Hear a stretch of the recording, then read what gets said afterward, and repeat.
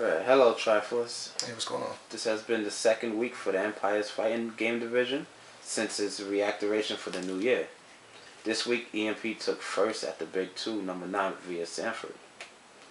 Now tonight at the next level, Empire took first for teams via Jerron and Sanford, and third in the Japanese style of singles with Kramer.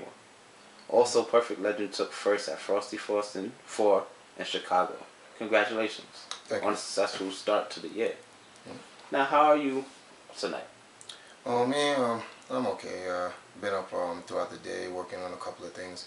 The guys just got back about an hour ago, but they've called it an early night. So I pretty much wanted to fill in for these guys for the interview that we usually have after the post tournaments. So it's official. Empire Arcadia is back, correct? Yes and no. The Empire never went anywhere to begin with. Empire Arcadia as a brand has always been here. There are other divisions for it. A lot of people, have that misunderstanding. We're a development company. We've had different sections in terms of games and what we do as a brand.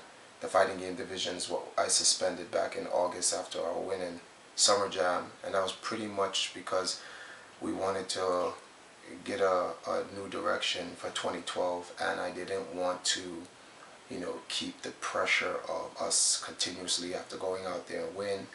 There were a lot of different players who had different goals and different agendas. I didn't know where their minds were at and what they wanted to do.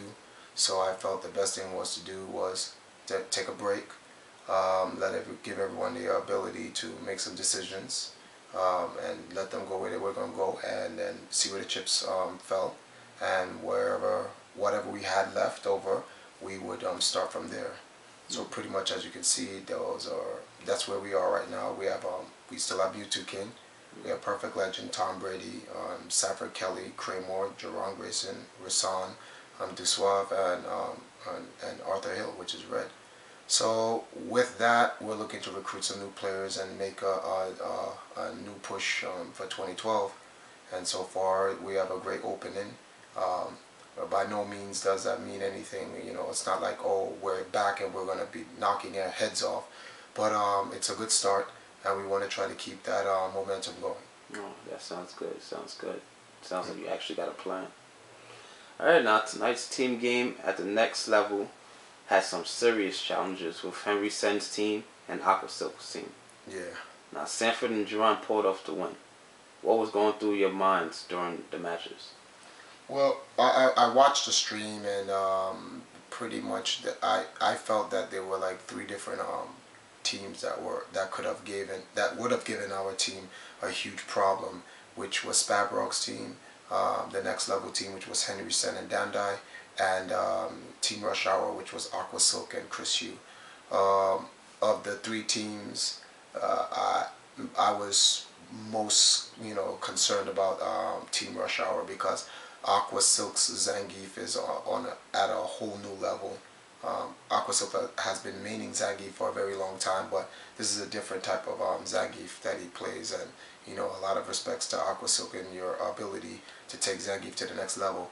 Chris Yu is another very, very highly proficient character, and his new character that he uses, Oni, and Oni has these weird, it's just different how he plays. He doesn't play like the other Shotos. It's a different type of Shoto, and the way he uses him, he maximizes the efficient use of the buttons. The spacing is on point, and when they got past them in the first, when they put them in the losers, I just hope that they didn't make it in the grand finals, because I knew those guys were going to be a tough grand finals opponent. But then on the opposite spectrum, Henry Sen and Dandai was also another dangerous opponent in the grand finals. So it was so heart-wrenching. Jerron faced some pretty good matches. He helped out with Sanford, and Sanford, as the team captain, pretty much closed it out with Sagat on a lot of clutch plays. So I'm just glad that that they got through, and then they were able to defeat those powerful teams, and we'll just chalk that up as like our third win for the year in terms of in New York City anyway, because Perfect Legend went out to Chicago and won Mortal Kombat.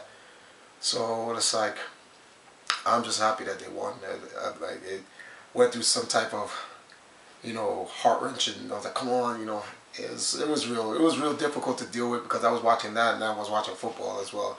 So and you can see, 49ers and the Saints, that was crazy itself. So but I'm just glad that they made it. They did their thing. They won. These guys need to, you know, they're in the lab now, and they're putting out a lot of work in terms of like trying to find new things for the game. 2012 is more balanced now, so it's not about relearning the game, but it's about retuning their fight styles in the game to match what everyone else is retuning, because everyone has gotten a lot better, especially here in New York. Okay. Now, earlier this week, Time Magazine was here at the God's Ark interviewing you and the players. I know that they are making a documentary, but what is it about? Oh, Time Magazine. Oh yeah, those guys. When they had late last year in November, November / going into December, Nintendo had this big thing going on, and with the launch of Super Mario 3D Land and The Legend of Zelda Skyward Sword. And I was a part of their launch campaign, doing my thing where I was standing in line first for the games, and Time Magazine was there. They did a huge promotional thing for the whole turning Times Square, well, a part of Times Square into the Super Mario Land game from stage 1. And I met with them through Nintendo, and they did a little piece on me. They found out my background. I pretty much put the Empire in the spotlight right there when I had the chance, and they took an interest to it. So they came here to the Ark sometime in December. I introduced them to the players at the time, which was like Sanford and Jerron and whatnot. Their focal point was really me and the whole Super Mario Brothers thing, because I'm the world champion for the game. But I kind of try to shift that focus to try to share the whole situation, because I don't want them to like focus on just one aspect of the Empire. I want them to get the whole ideal of the Empire as a development organization. So we made an appointment for them to come back in January when I had the fighting game division restart, because they already did everything that they needed to do with the other aspects of the Empire. So I wanted them to get that fighting game division as well. And they pretty much came here, interviewed Jerron and Sanford as they practiced to get ready to go to the next level. And then they kind of like surprised us. They were like, "Do you guys mind if we went with you to the next level?" And I was like, "Uh-oh."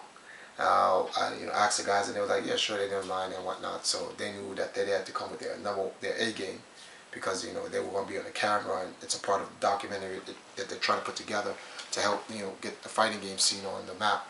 Because here in the East Coast, I like to throughout my life's work here in the Empire, I've always strived to try to get the fighting game scene primarily on the East Coast in the commercial eye, not just like winning and being in the community eye. Being in the community eye is great, but if you want this to go further, you have to get this on a commercial level. So they went with them to the next level. They played their games. They interviewed some of the people there. From what I was told, they interviewed Taro and someone else. And Sanford clutched it out, pulled out the win. So that was great for the camera. Thanks, guys. And that was it. So it was all great. So they're gonna put together some type of pilot for our documentary and what the Empire is supposed to be. Sounds like I'm making some big moves. All right. Oh, we're definitely making some changes. I want to try to show people that some of these negative concepts of the Empire is not what the organization is about. All right. Now you have Kramer working hard to bring the Empire stream online. You've hit a few bumps in the road. What's going on? What's going on with the delays? Well, the delays is we have insufficient parts to have the stream run at the quality in which we want it to run. We can run a stream, but it's going to be choppy, and I don't want to come out the gate with a choppy stream. I want to be able to bring the best type of quality stream that we can. I'm like, by no means we're going to have it at the level of like some other streams out there, or any of the streams that service the community, but we want to be able to bring a decent quality stream. And so until we get those pieces, we have to have these delays for right now. Alright. Well, quick question. When will the stream be up and running, and what can we expect from the stream in terms of content? Well, we're going to try to have the stream up and running before the end of the month. So by February at least, we want to have the stream up and running. In terms of the content, a lot of the content is going to be personality based. We don't want to rely on the playing of the video games to be the only content. And don't get me wrong, we will have gaming content. We'll have like matches in Mortal Kombat and Street Fighter, Marvel. We're gonna go for Gears of War. We're gonna have some type of like casual setup Skyrim and some of these other games. We're not gonna always have these competitive games out there, but our show contents is what we're focusing on. We have a show called Credits. We want to give credit and interview some of these gaming personalities in the community, the movers and shakers that transcend from the community to the industry. We have this thing called System Wars Debate, which is pretty much a console war. We're going to have a PlayStation rep, a Nintendo rep, and an Xbox rep, and these guys are all going to be, battling on a particular topic to represent one of the brands, and we're going to get the community involved and they can interact and stuff like that. So pretty much that's what the stream is going to be, and we're going to, like I said, we're going to have it available around February, beginning of February, for sure. Alright, so I just want to ask you one last question, and then, I'm going to let you get out of here. Alright. What's next for the Empire's fighting game division? Next, pretty much the next thing we're going to do with the Empire is we're not going to go that route where we're always trying to win. We've been doing that for like at least the last 10 years. We have a wall which has all these trophies and stuff like that. And all those trophies are a combination of players in the Empire, both ex and present. What we want to do is maintain the brand integrity in terms of the fighting game division. We're winners. We want to be able to win, but we also want to be able to give back to the community.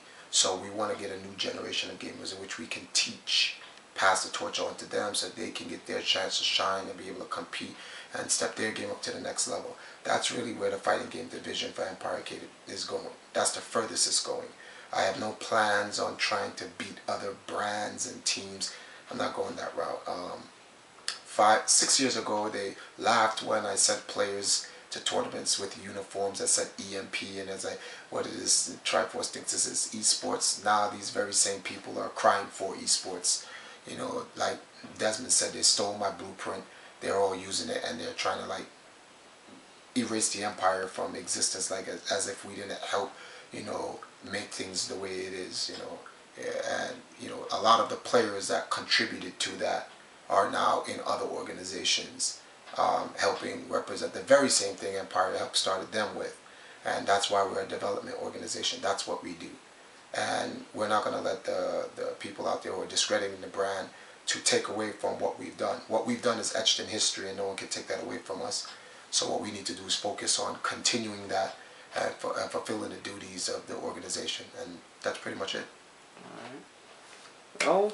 Well, thanks for answering these questions. Pretty sure a lot of people want to know what was going on with the Empire. So I'm going to let you go for the night, and hopefully we'll be able to do this soon again. Thank you very much, man. Alright, man. Bye-bye.